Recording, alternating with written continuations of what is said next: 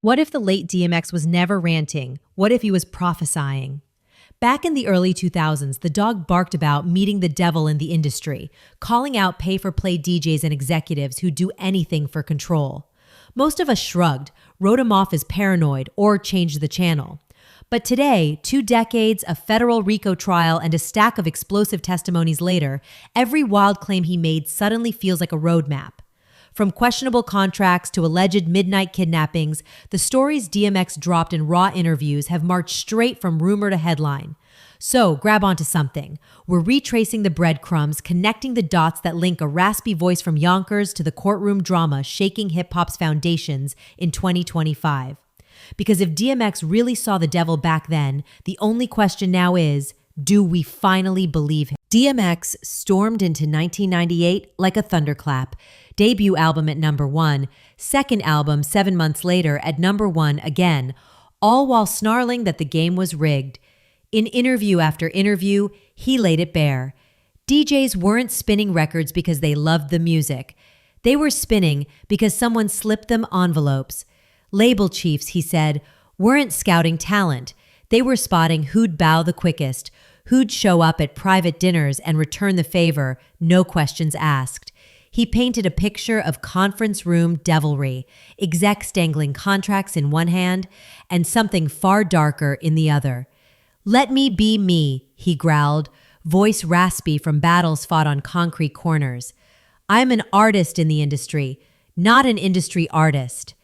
That line hit like a brick because everyone knew what he meant. He'd walk through the front door, but he wasn't about to sit on anybody's velvet couch, laugh at forced jokes, or change his bark to fit their polished hallway acoustics. While other rappers gleefully modeled shiny suits for million-dollar advances, X refused to swap his Timbs for tassel loafers. He'd already seen what happened when money handshakes got mixed with silence contracts, bright eyes dimmed, spirits caged, paychecks carved up before release day even arrived. His paranoia? Call it that if you like. He called it discernment. In hush circles, he whispered about a meeting where an exec offered to take him shopping, 3 innocent words that twisted his stomach because he knew the subtext. Someone, somewhere, always expected a return on that swipe. Watching younger artists grin through teeth-whitening photo shoots, he blurted that some of them had bent over the desk to fast-track radio play. For a minute, the culture laughed. Too loud, too defensive, then turned up the next club anthem and acted as though the dog was just barking at shadows, but the shadows lurked. X said he'd met evil face to face inside the business. That's how he knew God was real. Because darkness this bold demanded a holy counterpunch. He rapped about it on The Industry, ranted about it on morning shows, prayed about it on stage. And still, the offers rolled in. Sign here, tone it down, polish that growl. Each handshake felt slicker, each smile sharper. By 2004, he was one of the biggest artists on the planet, yet he sounded lonelier than ever, warning that platinum plaques were flimsy armor when the real fight was for your soul. For most listeners back then, it registered as theatrics, great sound bites from hip-hop's resident pitbull. 2 decades later, those sound bites play like courtroom exhibits, because while DMX was howling, the wolves he smelled were already circling fresh prey, drafting contracts with hidden claws, and teaching polite society to ignore the scratching at the door. But those same suits soon came back with a smile and a contract. Picture this. Mid-1990s Manhattan, office lights glaring off platinum plaques, everyone buzzing about the next breakout star. A young Earl Simmons stomps into Bad Boy's headquarters with battle scars and a demo that sounds like gravel on fire. Puff skims the tape, head bopping, then freezes. "Nah," he reportedly says, voice too rough, not marketable. Decision made, door closed. Fast forward barely 3 weeks. Def Jam's Leor Cohen circles with a 6-figure contract, convinced DMX's fury is the fresh oxygen hip-hop needs. Suddenly, Puff is back on the phone, doubling the numbers, promising perks, ready to roll out red carpet promos. But X hears something hissing beneath the velvet. In private, he's already collecting whispers. Stories of artists who signed shiny deals only to spend years chasing missing royalties. Stories of private shopping trips that felt more like leverage than luxury. He trusts his gut over any spreadsheet. "I'm not hopping on the bandwagon now," he tells Diddy's team, turning down the bigger bag. To industry ears, it sounds like madness. To X, it sounds like freedom. He's seen how fast an advance can morph into a leash. He's watched artists trade creative control for custom suits, only to bloom in charts but wilt inside. And he can't shake a chilling observation from backstage chatter. He never saw Biggie smile until the funeral footage rolled, those eyes finally at peace once the cameras couldn't call for retakes. That hit him like prophecy. Success under the wrong agreement might pay him platinum today and heartbreak tomorrow. So X walks, leaves the money on the table, takes his master tapes, and heads for Def Jam. Friends call him stubborn. He calls it survival. Because if a label didn't believe in that growl yesterday, why shower him with love the moment someone else validated it? Loyalty that flip-flops for profit isn't loyalty. It's a ledger. The fallout? Diddy signed safer acts. The Locks suit up in shiny jackets, and DMX records It's Dark and Hell is Hot with every ounce of the authenticity Bad Boy found too rough. First week numbers smash walls, street anthems dominate summer '98, and that menacing bark becomes the soundtrack of rebellion. Yet X never gloats. He prays louder, side-eyes the limos, and keeps warning that contracts inked in comfort can cost you everything in chaos. Walking away kept him free. Others weren't so fortunate. Turn of the Millennium Radio was hypnotized by glittering synths and champagne videos. But behind the polished lens, Bad Boy's roster was quietly tallying IOUs. Ask the Locks. They inked their contract in '96, dreaming of street anthems, then woke up in silvery suits, ghostwriting hooks for Puffy, while their publishing sat in someone else's safe. Years later, Jadakiss would famously hold a giant "Free the Locks" sign on BET, calling the deal a gilded handcuff.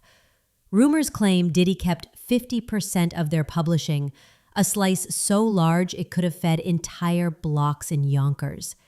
Mace told a similar tale.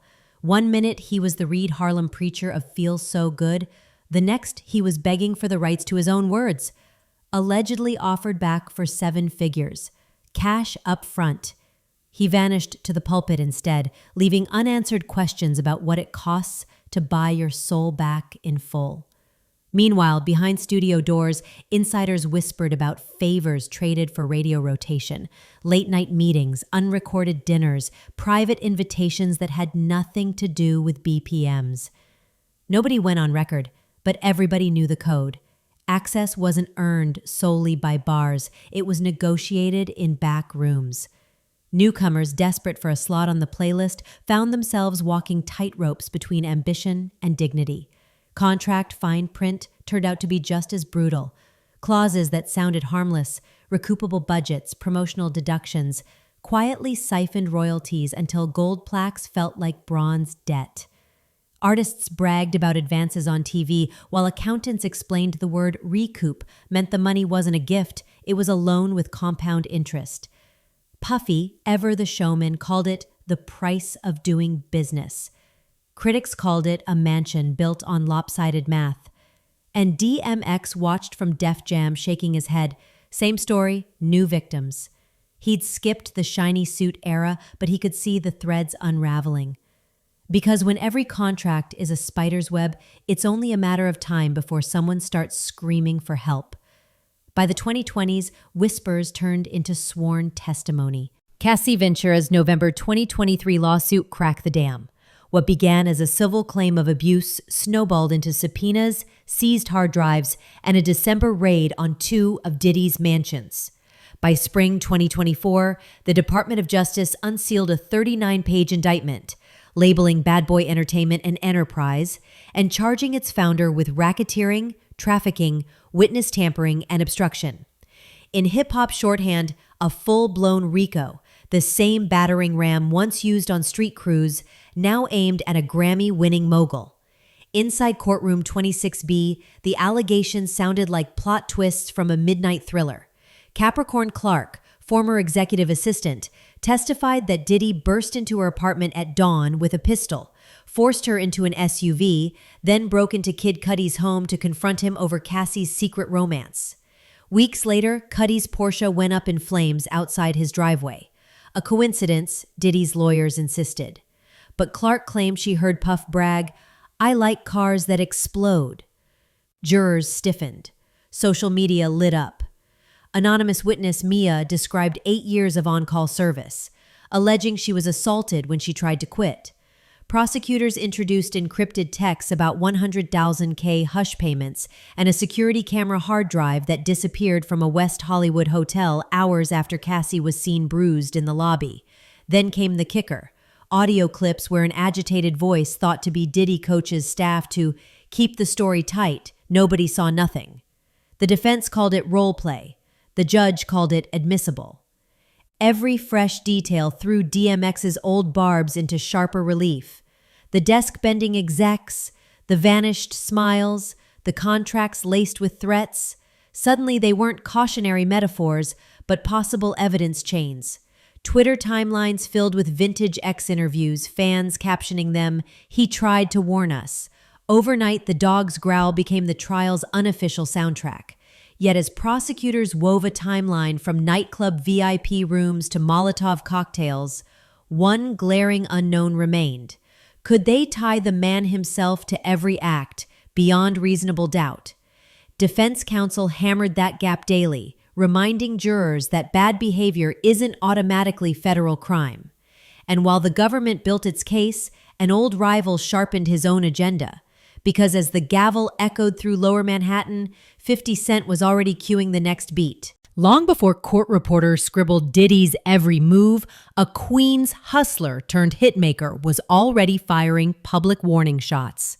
In 2006, fresh off his own chart run, 50 Cent dropped The Bomb, flat out accusing Puff of knowing who silenced the notorious B.I.G. Most dismissed it as competitive posturing, just another mixtape missile in the era of endless rap feuds. Yet 50 kept pressing.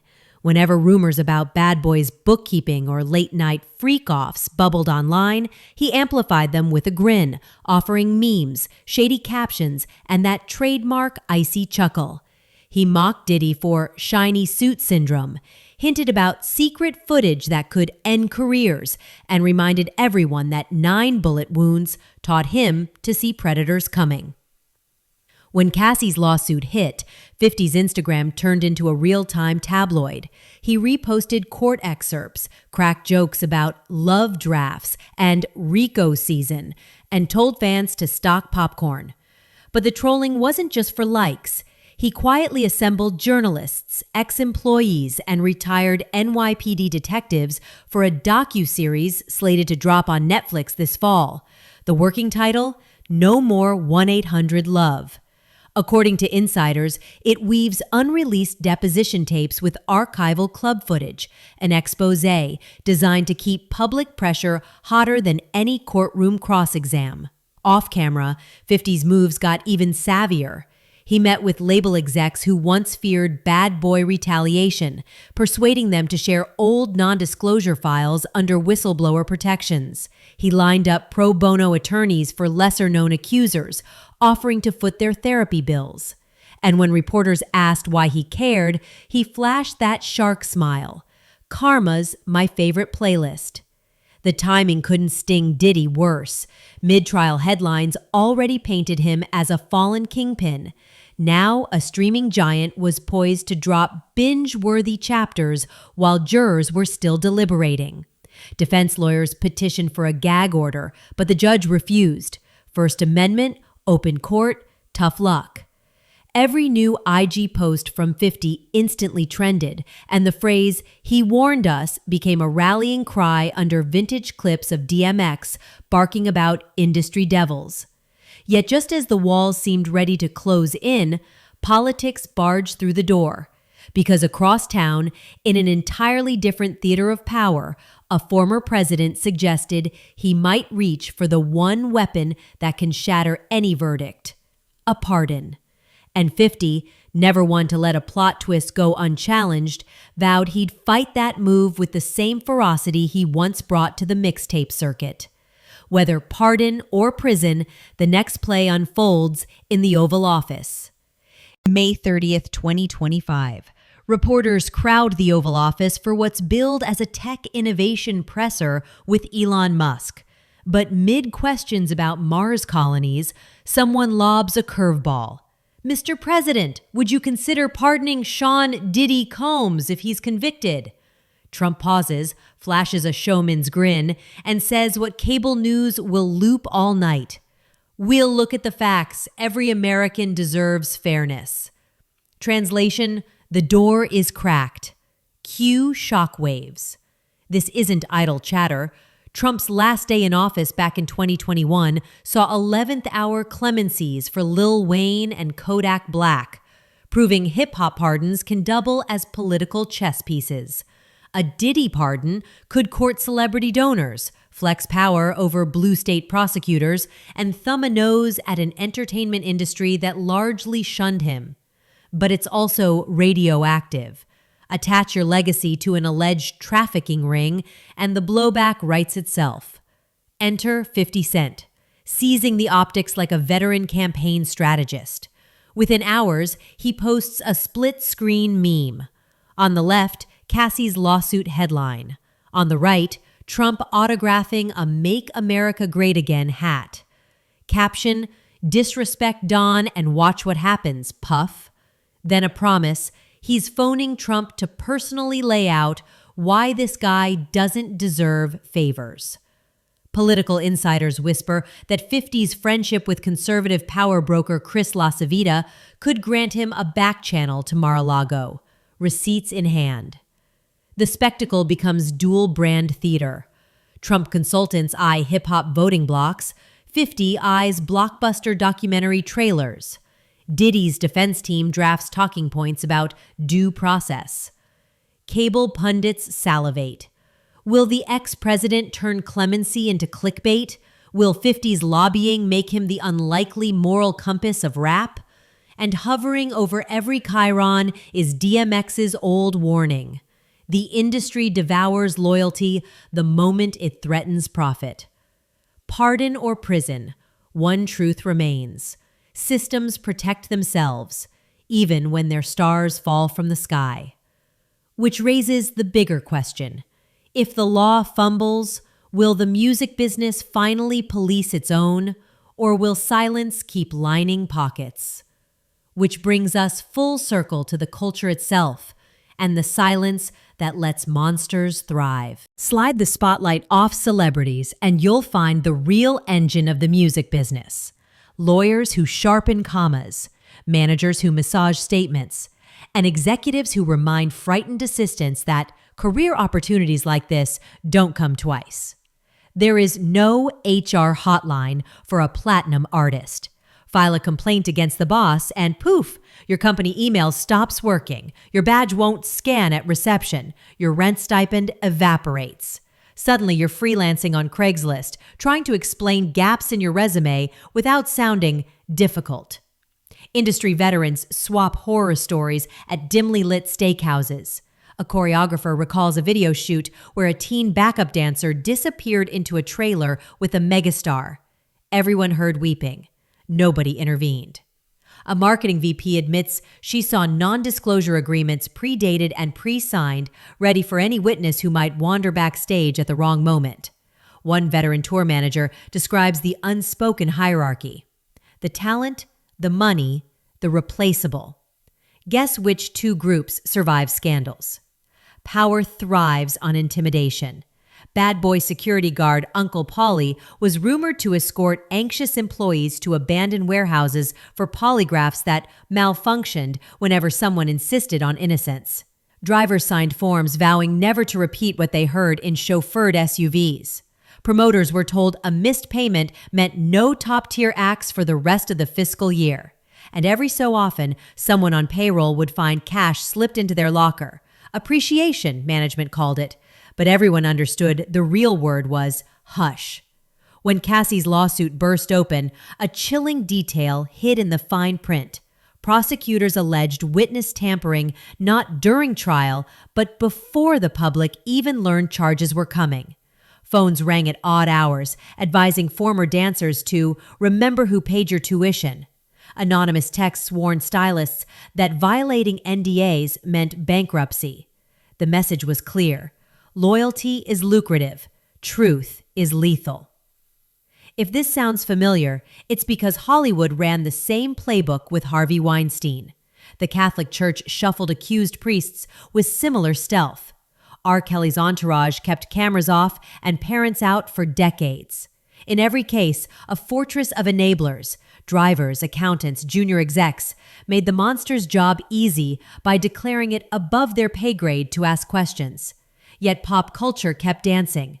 Award shows invited accused predators to sit front row, label presidents toasted to success while YouTube counts climbed, and streaming playlists quietly boosted tracks whenever controversy spiked curiosity. Outrage was profitable. Silence was too. So the industry perfected a two-step: condemn misconduct in press releases while cashing checks on the back end. DMX saw this long before TMZ live-streamed court hearings. He called it selling your soul in installments. One compromise for radio play, another for late-night access, until eventually there's nothing left but a smile for the cameras and nightmares nobody believes. He wasn't merely attacking individual bad actors. He was yanking the curtain on a system that manufactures idols, extracts every marketable drop, then files the husk under creative differences. The uncomfortable truth? No RICO indictment can bulldoze a culture that still rewards complicity. If the music business hopes to avoid repeating its darkest verses, it needs more than verdicts. It needs an audience that refuses to clap when the next shiny act steps on stage wrapped in secrecy. Which brings us back to the dog who wouldn't stop barking and the prophecy echoing louder than ever. Section 8, Legacy and Reflection. April 9, 2021. The world scrolls through headlines that DMX has passed. Age 50, heart silent after decades of battle. Mainstream obits label him troubled, list arrests, catalog addictions. What they skip is the prophecy, the catalog of warnings he stitched between snarls and prayers. He said the industry would exalt you one year and exile you the next. He said execs would trade souls like stock options. He said money couldn't mute the devil's laugh. People chuckled, changed the channel, or called him bitter. They're not laughing in 2025. Because every RICO allegation, every witness in tears, every meltdown on the stand feels like a lyric from the industry brought to life. The court projector flashes hotel lobby footage and you hear X's baritone in your head. They'll play on your life, dog, like it's just another beat. Kid Cudi describes a car bombing and you remember the bark. If they can't own you, they'll bury you. Cassie testifies about coercion and the echo returns. They'd rather profit off your pain than watch you heal. Yet DMX's story is bigger than a cautionary tale, is proof that refusing to bend can still sell out arenas. It's Dark and Hell is Hot went 5 platinum without a single compromise on that raspy growl. He headlined Woodstock 99, wearing overalls and a dog collar, no diamond glasses, no choreographed dancers, just raw truth and 200,000 voices barking back. Authenticity didn't hurt the bottom line, it shook the rafters. So what now? If a pardon pen swoops in, do we sigh and move on? If a guilty verdict drops, do we call it closure and spin the next scandal? DMX would spit on both options. He'd grab the mic and ask why we kept dancing while vultures feasted overhead. He'd remind us that monsters thrive in echoes of applause. And then he'd growl the simplest test of character. What price would you pay to stay real? Maybe that's the final bar.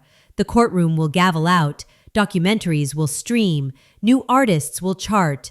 But every time a contract lands on a mahogany desk, every time a newcomer walks into a so-called meeting, they'll feel a phantom dog paw on their shoulder, whispering, "Read the fine print.